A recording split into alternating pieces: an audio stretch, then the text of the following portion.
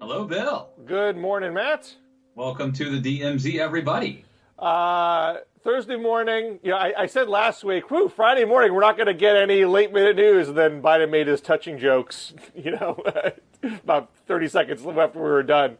But we are starting soon after the arrest of Julian Assange, and a day after William Barr's comments saying he's looking into spying on the Trump campaign. So we got some big news to look into, and I haven't, both my kids have fever, so I have not been poring over the news this morning. I did catch a little. I saw at least that Snowden and Greenwald are very upset on Twitter, and Greenwald is just sort of obsessed with calling Democrats hypocrites. That's one of his main things. So any excuse to beat that hobby horse, he's going to, and so he immediately rushes to look at these Democrats who are abdicating their principles about press freedom because they're mad at Assange that he went after Hillary. And I mean, in my mind, just so folks, just to recap. Well, let me just. I mean, I want to hear the recap, but I would say that the spy story there is an overlap with the spy story and the Assange story, which is to say, like, we are parsing what words mean. Mm-hmm. And was Julian Assange a journalist is a real question, right? If what he did is journalism, it's a different category than if what he did was not journalism. Right. Well, I mean, there's more of a direct tie. I mean, Trump, if there was any kind of surveillance on the Trump campaign, it's because of his ties to Russia, which is related to the ties to WikiLeaks. I mean, these are not two disparate stories here. Yes. And obviously, one of the ironies here is that however you characterize the relationships, or what you believe is the real story, it's certainly the case that WikiLeaks was helping Trump, whether deliberately or as a side benefit, and it's the Trump administration that has now been agitating for his arrest. So, just like Trump, Trump has his Homeland Security Secretary take the heat for family separations and then kicks her to the curb. Trump gets benefits from WikiLeaks' help and then has him arrested. Like you can never get Trump's loyalty in return. He can only suck the blood out of you. You will never get the payback for what you've done for him, even if it means going to jail. Well, I mean, could Trump have saved Assange? Trump could certainly have not asked to have him extradited, which apparently he did, or at least his Justice Department did. Yeah. So again, to recap here, WikiLeaks sort of broke big. I think it was around 2010 when then known as Bradley Manning, now Chelsea Manning, gave them images of what we were doing in Iraq, and a huge data dump that was associated with that revealed all sorts of diplomatic traffic between us and other countries that was very embarrassing on a number of fronts. And when it was in that space, it had more of a veneer of journalism. I'm revealing information that a journalistic outlet would reveal if it got its hands on it. Is it also fair to say that it was more liked by the left back then? Because you're exposing absolutely, the military and a war started by a Republican president. Absolutely. So you could certainly say there's a partisan element to it because when WikiLeaks did something bad to Democrats were upset. But there is this other element to it that's not inherently partisan, which is to what extent was WikiLeaks doing the bidding of Russia, whether inadvertently or in direct coordination. I think we don't know the full story around that. I think there's data points in the Mueller indictments about it, and I forgive me for not having read through them all, and I can't speak chapter and verse to everything that they said. But the other question is, and BuzzFeed did this a little bit with the allegations against Trump. But like, if you are just a conduit to dump raw intelligence or information, is that journalism? And who are journalists? Can anyone say that they're a journalist? If you start a blog, are you a journalist? I mean, these questions have been raised because of technology, right? And I don't think it's it's a debatable question, right? But I certainly think when you're debating, is this journalism or is this espionage, the question of your relationship with a foreign power is very relevant to that distinction.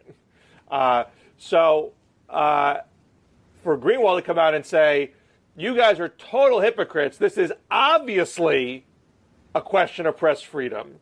This is obviously a situation where if the New York Times or the Guardian or Mother Jones or whatever outlet it is did it, it would unquestionably be journalism and deserve First Amendment protection.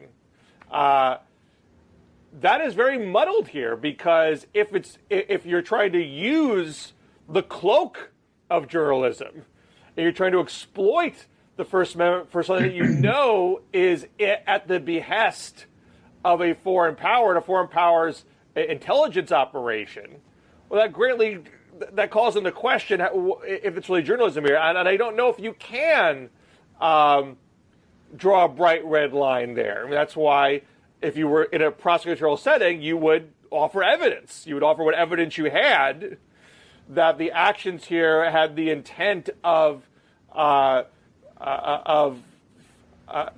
a geopolitical role, as opposed to just sharing information for the public to consume. Right. Well, not to play devil's advocate here, but I think part of this is about the disintermediation of the media. Part of this is about like a definition of who is a journalist. Part of this is also about, I think, globalism. If this was a domestic media outlet or traditional media outlet based in America, even if they were colluding with a foreign power, and even if some of the people there had ulterior motives, like let's say that they were a member of the Communist Party or something, but they were working for a mainstream outlet, I still think it might be viewed a little bit differently than something like WikiLeaks, which is like a new media outlet and it's not based here. And also, its basic call is, if you steal stuff, I mean, what Chelsea Manning did, whatever you think of the intent and the nobility of it, obviously there are whistleblower protections in the law, but as a literal matter, she stole stuff and publicized it. Now, I think you can argue because of the intent and the circumstances, she shouldn't be executed for treason. She should serve some sort of sentence, and Obama's commutation of it was appropriate. Or you can say the opposite, but I'm saying the circumstances certainly are relevant to the question of how severe the punishment should be for an act of theft with political overtone. So if the website's advertisement is, please commit this crime so I can share the evidence of your work, I'm not going to write an article around it. I just want to share your booty. Is that journalism? To what extent are you an accomplice to a crime if that's what you are saying you're planning to do? If you are a journalist working for a media outlet and you're approached by a source saying, I have information what's going on inside the government that is of interest to you, here's the paper proof of it, and you then do other journalism to put that information in a broader context, that's much more clearly journalism. And you also redact things that could jeopardize, other people, whereas I think none of that took place, right? Well, certainly not by WikiLeaks.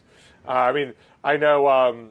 I think Snowden put more energy into selecting what he shared than Manning did, but he worked with Greenwald, and Greenwald functioned more as a journalist, and that he wrote stories about it.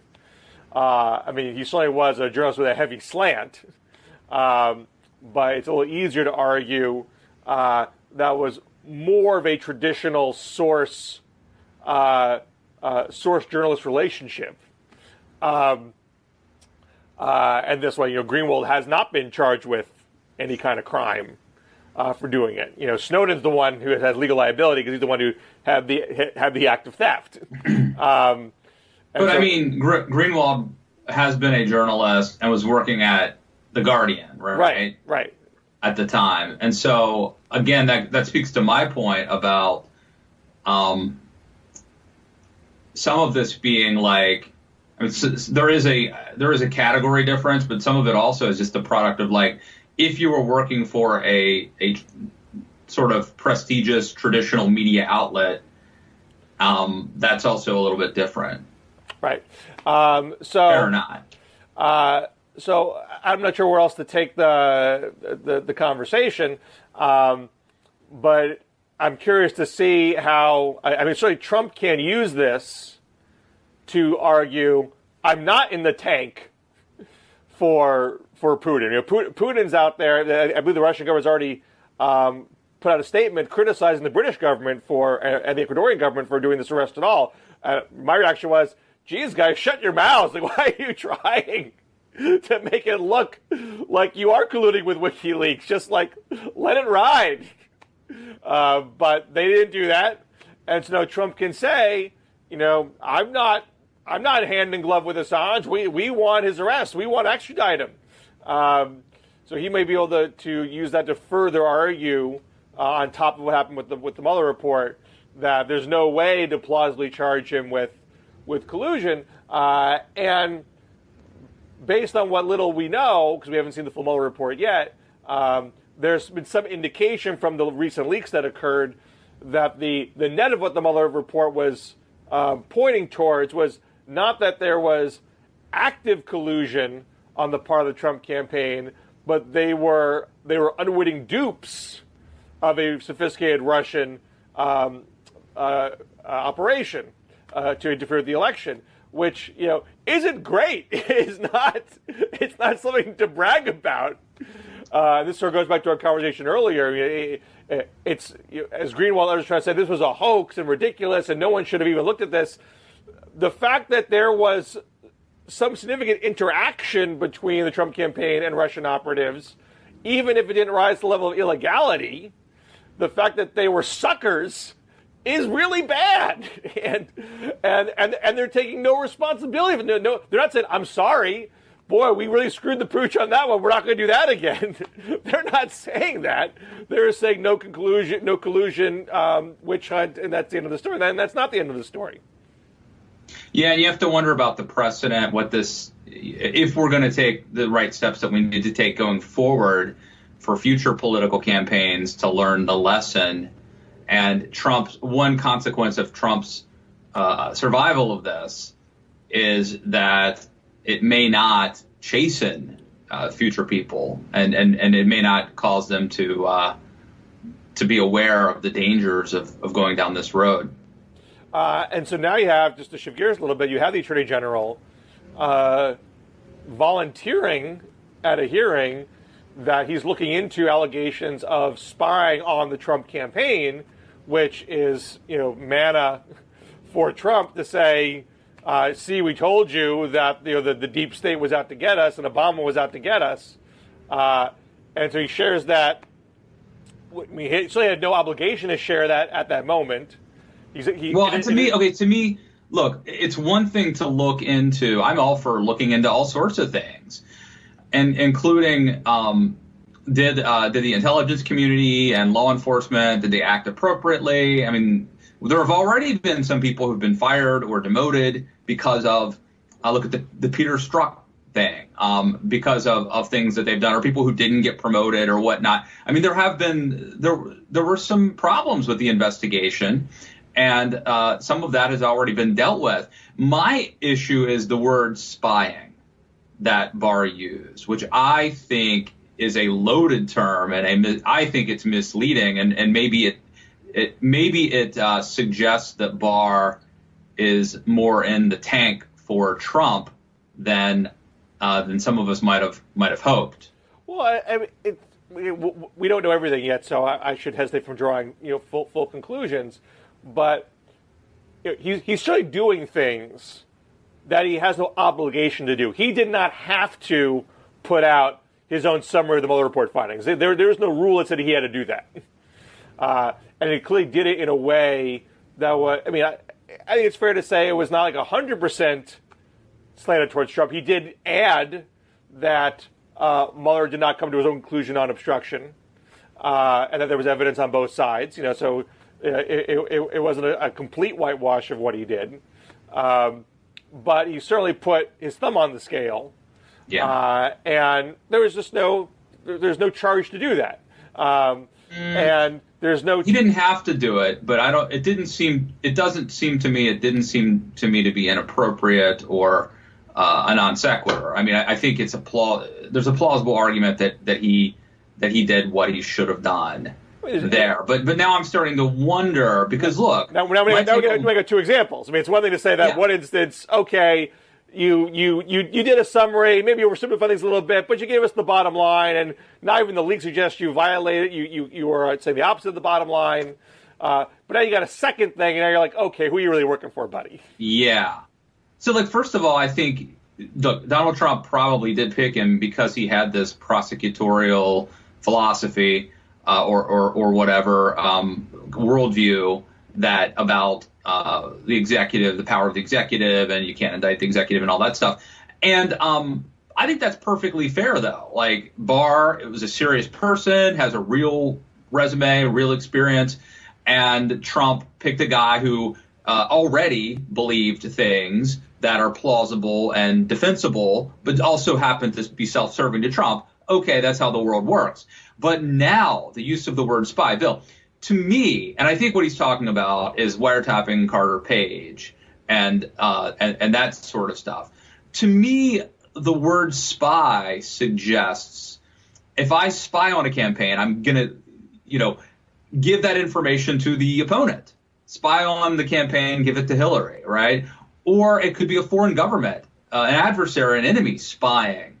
When the government does it, when the government goes through the proper checks and gets a FISA warrant or whatever, and does it legitimately, and we could argue it, should they have been granted the warrant? Should they have revealed more information? Okay, fine. But they went through proper channels, and when they do that, is it spying? And if so, then you could argue sort of every time the government engages in efforts to gain intelligence that they're spying. We don't use that word ever to describe what our own government is legally doing, and they're investigating. It's investigating. Spying is, go follow a guy around and see if he might do something. You get a warrant, that's investigating. I have evidence of a crime, and I'm going to see if there's a crime going on.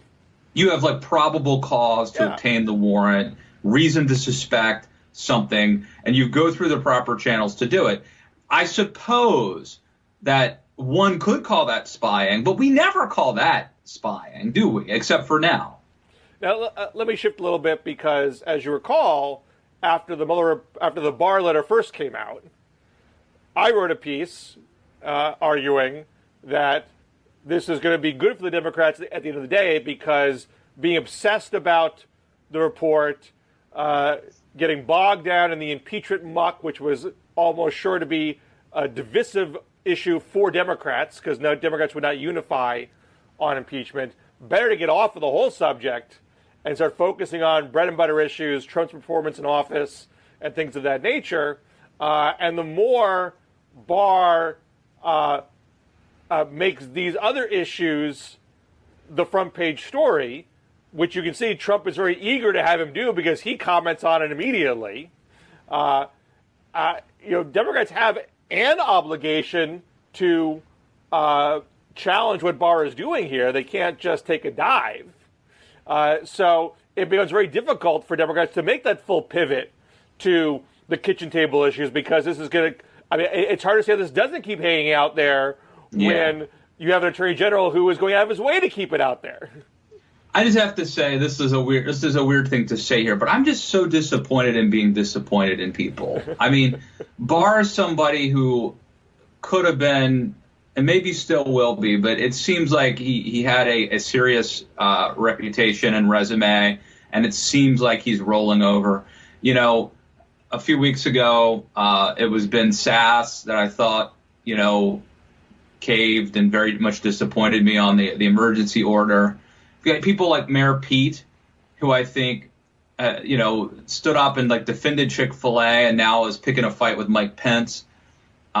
Which, look, maybe it's smart politics, but I'm so rooting for somebody to transcend the easy, cheap fix of pandering to their side and to rise up and do the right thing and do something noble and heroic. And there aren't a lot of people doing those things in this town, Bill. Either you're going to vote for Howard Schultz or Tulsi Gabbard. I mean, these are the only heroes we have left. And, you know, the Russian investigation and immigration are two issues that are, you know, catnip to the left, catnip to Democrats. They can't just turn away and not talk about those things. And potentially in both instances, these aren't issues that really play to their strengths. The immigration, I think, is more complicated than the Russian investigation. I think the Russian investigation is an issue that is not top of mind to the average voter, but the specifics of it aren't favorable to Trump. I don't think most people, if you're not a Trump partisan, you generally don't think Trump did the right thing here. The problem there is that it's talking about something else that is not a daily concern of the average American. And then there's some parallel to that with immigration. You know, most Americans are not immigrants or refugees. But I think more importantly is while, you know, polls show the majority of people don't want family separations. Majority of people want immigration reform. Majority of people are comfortable with a pathway to citizenship. But it also appears to be the case that this is a hugely animating issue for Trump's base. And I have not seen evidence that talking about immigration is a net positive for Democrats. You did not see the Democrats who won in the purple district or reddish district races emphasizing immigration. They emphasized health care, they emphasized corporate tax giveaways, they emphasized Washington dysfunction. You know, the one case where I saw a candidate really lean into immigration was Amy McGrath in Kentucky. And she got burned by that because she said a blunt comment about the wall, which Republicans repeated on a loop in their ads.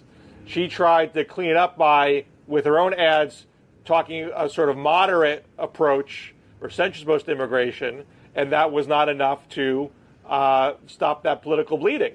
So I don't know. I don't want to say this with confidence because, again, I do think in the abstract, the majority is with Democrats on the issue. It's a question of intensity and priority. I don't think Trump's being politically clever. I never consider him a strategic genius. He's doing what he feels is emotionally satisfying and what gets his folks riled up. But he may stumble into something that is useful to him because it certainly was not a problem for him in the first time around, saying build the wall and such. Well, and I think we should probably say what we say every once in a while, but it's important to reiterate it. Like, Donald Trump could win. Donald Trump could win re-election. It's entirely plausible. And so I think we just need to say it every once in a while because some people probably don't believe that, really. You know, so I have a piece. It's not up yet. I'm not sure when exactly it'll be up. I haven't got my edits back. Maybe the edits will come back and say this piece is terrible. Don't run it. But you know, well, I had a piece that has run in Real Clear Politics about Democrats and moderates, that a recent poll from the Watson Center shows that moderates are a large component of the Democratic Party. They're a large component of the country, and they're much more Democratic than Republican. And the Watson Center poll also asked, who would you vote for, Trump or a generic Democrat, and Trump, generic Democrat, generic independent. And a generic independent took an 11-point margin for Democrats and whittled it down to 1, with the independent drawing from both moderates and liberals. A bit more so with moderates, which made the Watson Center conclude Democrats have a risk in either direction for their nominee. A candidate too far to the left might drive moderates into an independent camp, Howard Schultz being the most obvious person at this point, and vice versa. If Democrats pick someone too moderate, people on the left might go run off to the Green Party, which, by the way, is not looking like Jill Stein this year. I believe she's not running again, and there's going to be a Green Party primary. So what the piece I have in the queue is focused on Biden, and that recent polling shows that the touching controversy has not affected his numbers at all. He still was steady. He still was in the lead in the weekly morning consult poll. He was way ahead in a recent South Carolina poll. There's one other poll that came out of a state that's escaping me, but he was also in the lead. I think New Hampshire. Or was it? Yeah, I'm sorry, I can't remember. But anyway, but he does have these sort of two competing narratives. One is, the elder statesman, Uncle Joe, progressive accomplishments, Violence Against Women Act, all that kind of stuff. And the negative, which is the out-of-touch dinosaur, the guy who is unreliable on abortion, used to be anti-Roe, it was anti-busing, was for the bankruptcy bill, helping the credit card companies, all that stuff. And from the Watson Center poll, there was a New York Times article this week from Nate Cohn about how most Democrats who aren't on social media are far more moderate than those on social media, and they take a bigger part of the party.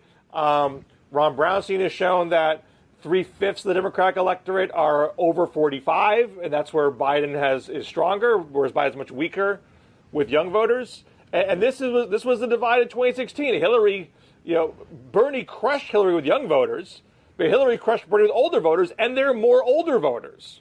So Biden could win by holding on to what he has, and people realizing that the attacks on him aren't enough to dislodge his natural base of support. But if this dichotomy remains, and younger voters still see him as a culturally conservative, excessively bipartisan political dinosaur, they may not show up in 2020. I mean, Hillary didn't lose young voters, but a good number stayed home.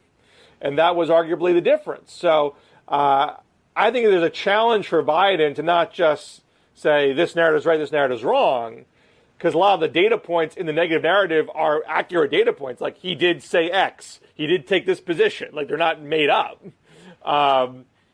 But squaring the two narratives and just getting a complete picture of the person, and that to me, I think, is going to be his biggest challenge. Yeah, and I think you make a lot of points there, but I think that this should give Biden the confidence that he can win, that he can get in, he can win, and that he shouldn't go around apologizing for being Joe. Now, he has to be smart. He has to find a way to tell the story in a favorable light, but he shouldn't be afraid of his shadow. And I think that, that New York Times piece, it's 2-1, Bill, 2-1. So woke Twitter is the minority. The silent majority are conservative or moderate Democrats who are not on Twitter. They are wildly underrepresented. And I think that the woke Twitter punch way above their weight, get way more attention. People are way more afraid of them. And knowing this, knowing the numbers, should help someone like Joe Biden avoid the temptation of pandering to that progressive base that already has 20 people pandering to it as it is. What's interesting about Biden, when you go through the whole 44 years of his time in office, what I think is hard for people to get their heads around is because he wasn't a household name for most of that time. He was in the mix. You might see him on Sunday shows. Obviously, he ran for president 2 times. But he never was a dominating figure in Democratic Party politics. So not everybody knows his positioning in his earlier years. And from the very beginning, I mean, he wasn't just a moderate. He was really acerbic towards the left. And so he says a lot of things that are very pointed about, phony liberals and things like that. And how he wasn't on issues like abortion, amnesty, and acid. I'm as liberal as your grandmother. Although I'm a screaming liberal when it comes to senior citizens because they're getting screwed. Like he has this very blunt way, which you still see at times, but it's much more caustic in his younger days than it is now. So when you occasionally see something like him saying, I get criticized by the new left, that's really in line with where he's been most of his time. So I don't think he has, he doesn't have a genetic hesitancy to doing that. I think he probably has more of a filter out and say, I can't swing too hard because I do need these folks to be with me in the general. No, Bill, everybody knows about the plagiarism scandal in '88. Everybody knows about the Anita Hill, Clarence Thomas stuff. And of course, everyone knows about the handsy Joe Biden personal space invader. But you, in writing this column that is going to come out, hopefully, I know you have uncovered is the wrong word, rediscovered some of Joe Biden's greatest hits that might not be remembered. What are some of the collection that we should go revisit? Well, I'm going to say one thing that I didn't put in the article because I couldn't find a way to make it fit. And I'll tell you one other thing that I think is, a bit more on the positive side of the ledger. So one thing he did when he ran in '88 early on was that he went to the NAACP convention, and this is when Jesse Jackson was also running. And he didn't mention Jesse by name, although he did criticize Jesse, I think, afterwards, and said he didn't know what he was talking about in economic policy. I think I don't know, that's not an exact quote, but something along those lines. So he wasn't afraid to criticize Jesse, whereas like in '84, Gary Hart and Walter Mondale really kind of tiptoed around Jesse, and so did Michael Dukakis for that matter. And Jesse Jackson, gave Dukakis a lot of conniptions, heading into the convention that he had to smooth over to keep Jesse in the fold. Biden went to the NAACP convention and said, don't buy into this notion that only blacks can represent blacks, that we need to have a coalition of whites and blacks and Jews and Christians and so on and so forth, to fight these issues. Which, in and of itself is a perfectly fine sentiment. Certainly in a vacuum, I don't think anyone would necessarily disagree. But like with Bernie saying today, we should have a litmus test for race or gender. It sounds self-serving coming from you when you're running for president and want people to vote for you, and certainly at a time when people are getting excited about the prospect of breaking these barriers, to kind of go against the grain on that, raises an eyebrow. So certainly Biden wouldn't say the same exact thing in that way today, although he still has to address the same question: Why you? Why you, Mr. Old White Man, now at this moment? So I wouldn't be surprised if that clip resurfaces at some point.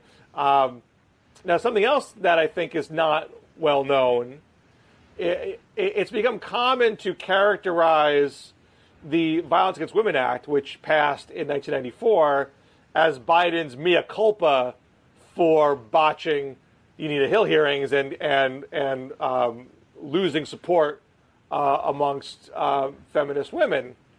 And what that ignores is he introduced the Violence Against Women Act in 1990, and the Anita Hill hearings were 1991. So his interest in the subject is unrelated to Anita Hill. I mean, he had a very well-covered hearing in June of 1990 about the Violence Against Women Act, which featured Marla Hansen, who was a victim of a notorious crime. She was rebuffing the sexual advances of her landlord. He hired two guys to slash her with razor blades, and she was a model, and her face was disfigured. So she gave very powerful testimony at that hearing. She talked about how she was, re-traumatized in the aftermath through the judicial process in the trial and by the police and so forth. So Biden was very aware of those sorts of dynamics before Anita Hill. He didn't need to. I mean, obviously, we all can always learn more. I'm not saying he was a fully actualized person that didn't need to be educated anymore, but he was still pretty aware of what the deal was because he had taken a leadership role on it. So that doesn't exonerate him for the Anita Hill hearings. That doesn't mean that everything that happened there, and let's be clear about what happened, as far as the hearings itself, he tried to be a neutral figure. His question of Anita Hill wasn't criticized, but he didn't confront the other Republicans who are being very vicious in their questioning. In fact, was giving them a degree of cover, saying that we need to find the facts here, and it's okay to question Anita Hill in general. Whereas you and Ted Kennedy at one point, gave Specter some guff for his tone and the substance of his questions. So you can still criticize Biden for saying you should have been neutral. You should have been an advocate. She was getting hammered, and she needed a counter to that, and you chose not to play that role. That's still a fair criticism to make. But I think the narrative, the proper narrative, in my opinion, is not someone who didn't get it before and is playing catch up now. It's someone who, throughout the course of his career, tried to be bipartisan. Yeah, this isn't nearly as funny as his jokes about Indian Americans working at 7-Eleven or him telling people in wheelchairs to stand up. Well, he has those moments too over the course of his career. He has that lack of filter, but he also has a consistent interest in finding common ground. He was trying to find bipartisan support for the Violence Against Women Act from the get-go. In fact, he had a Republican sponsor from the get-go, and he also had a long-standing interest in crime. This is at a time when Democrats are getting killed on crime, that they're getting soft on crime. And his main aide, Victoria Norris, who helped draft the Violence Against Women Act, was asked, why Biden was taking a leadership on crime, and she said no other senator wanted to do it.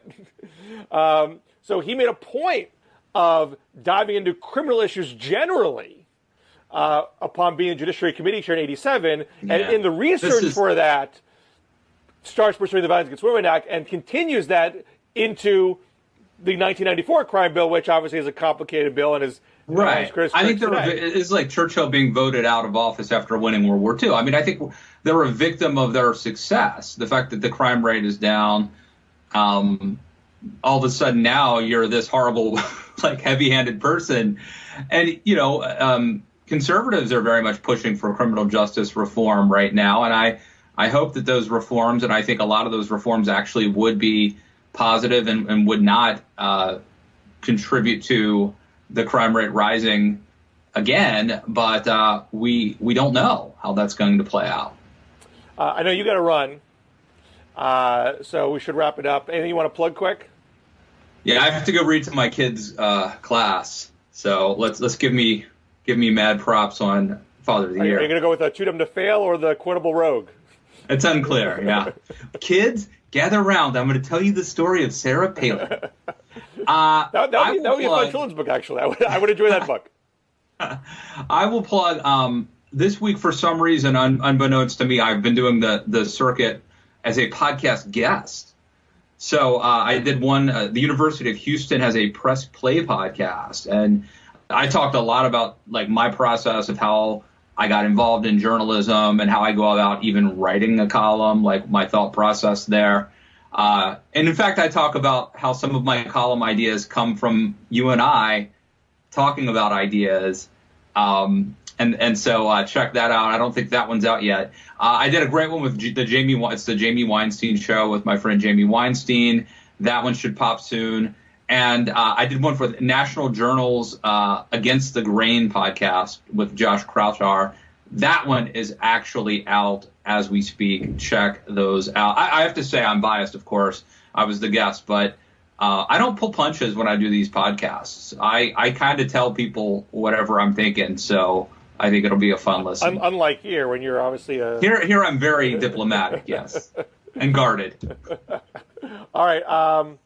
I do have some. I have some leads on podcasts. I don't have anything new for the New Books of Politics podcast as of yet, but I got some stuff that I'm working on. So hopefully later in April and May, we're going to get a bunch of good stuff. I'm going on vacation next week, so I know I can't talk to you next week. But in 2 weeks, we'll be back in the DMZ. All right. See you then. All right. Take care.